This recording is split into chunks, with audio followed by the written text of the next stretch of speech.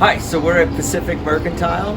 I've been playing around with sushi a lot and a lot of Asian flavors at Mizuna. So we're going to be making some sushi, which I have not made a lot of in my life.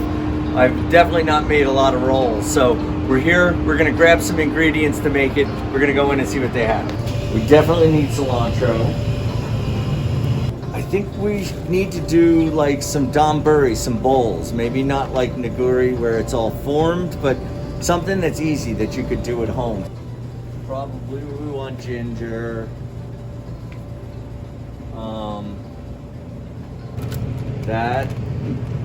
Radish sprouts are fun. Gotta have avocado. And I just love avocado. So hamachi, tuna, salmon are probably our favorites, and octopus. I love the cooked octopus. Get one thing of the seaweed salad. No, the bigger one. I'll go bigger. Yeah. I took it. One more. I love he's got the price tag on his cheek. Number one people. Hi, thank you, sir. Thank you. The main things for good sushi rice is some mirin, sweet rice cooking wine, and we need rice wine vinegar. So we'll get a little bit of vinegar. Just one of these. And then a little wasabi powder. Thank you. So we'll go with just some wasabi powder, and then we'll make the wasabi paste, which is easy to do. Sushi rice, so we can see for jasmine rice, the grains are a lot longer and they're not as starchy. So that's why sushi rice, the shorter grains, more starch, and it sticks together when you cook it. So this will be perfect. And it says perfect for sushi rice. Kokomo soy sauce, because you always need soy sauce. So tons of different kinds of seaweed. They all come different kinds of roasted or the way they're dried. I don't know that much about it, so let's just go with premium. Why not? Premium, it must be the best, right? It's probably no different than Superior. You drink while you're here. So I don't know. What do you think? It's got to have some. It's got a cherry on it. A cherry on it, and then we have to get you one. What do you want? Oh, I gotta go Calpico. Calpico. So Calpico for Carolyn. So let's go home and make some sushi. But very important when you go to an Asian store, be focused, because you can spend hours in there because there's so many cool things. Okay, so we just got back from the Asian market, Pacific Mercantile.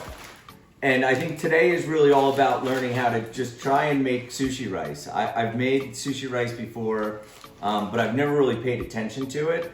So I'm gonna try and do it two different ways. My favorite way in the restaurant is using a rice cooker. During the pandemic, Jacqueline went to a little store we know and bought a rice cooker. This is the easiest, best way to do it. Otherwise, I am gonna try and do some in a pot. I've never had great success cooking sushi rice stovetop in a pot, but we'll give it a try. So we have our sushi rice, short grain, high starch. So it's about 2 cups of rice per 3 cups of water. So really important when you're doing sushi rice is to clean it really well. There's a lot of starch in sushi rice on it, and you basically want to wash it off really well. So we'll start our over the stovetop method. 2 cups of water. That looks to be a bit much water. So we'll do the same method again.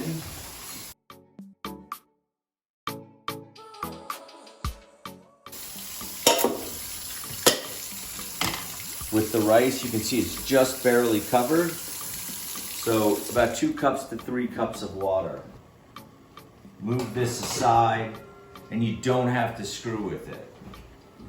This, now I'm waiting for it to come up to a boil, and now I'm gonna have to regulate. I highly recommend a non-stick skillet or pan for rice because nothing is worse than burnt stuck rice to a pan. You will probably want to throw that pan away. I'm gonna do a spicy shrimp roll. So I have some just nice 16-20 shrimp, tail on. I have some boiling water with a little bit of salt in it. And I'm just gonna poach these super quick. I want them to just barely cook.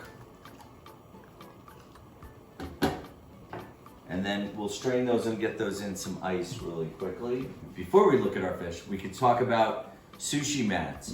So this was a super cheap mat. I got this at Carbon Knife Company. It was 14 bucks. These are awesome to have. One thing probably you notice when you go to all sushi restaurants, they're always wrapped in plastic. And the reason you do that is, 1, because the rice doesn't stick to it, and 2, it makes it super easy to clean it. Super easy to use it. So now I have my rolling thing that will be super easy to use, super easy to clean. So you really don't want to put this through the dishwasher or anything because it's wood. It'll work. So my mat is ready to go. My shrimp are just about there. You can see that they're just cooked just barely through, so I think those are good. Then I'm just going to transfer those into an ice bath to cool them off real quickly. This rice is now at a boil. Now I'm going to change burners because even on very low, this burner is still too high. So I have this burner in the back that stays super low, so I'll turn that on as low as it will go. We got my favorite Octopus. And this has been pounded and cooked and poached and it's ready to eat, so it's fully cooked. So you can buy salmon. Most of the salmon that you see in the grocery store is fine for sushi to eat raw. If you are a little freaked out by it, you can freeze it. That kills all the bacteria, and then defrost it. The quality is not nearly what it was when it was before it was frozen. So we're just going to take the skin off of this salmon. This was a ½ pound. Just gonna run my knife right along it.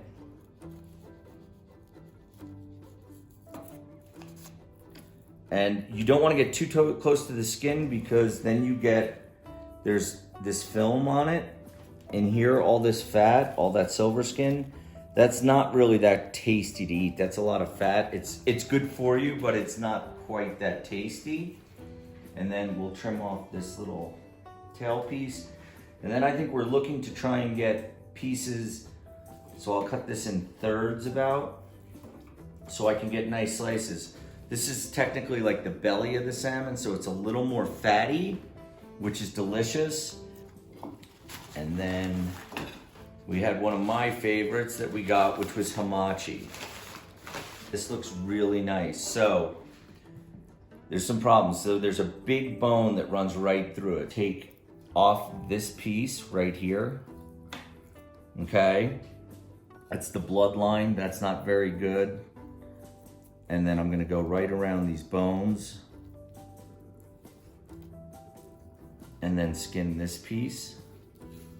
So this piece, this belly of this is not that great. You can see it's super fatty in here, not as pretty as in here. So this would probably make like a great roll, chopped up. And then I want to take away some of this, some of the fat. This fat, all this bright red is really not good to eat. So you want to kind of trim this all off and get rid of that.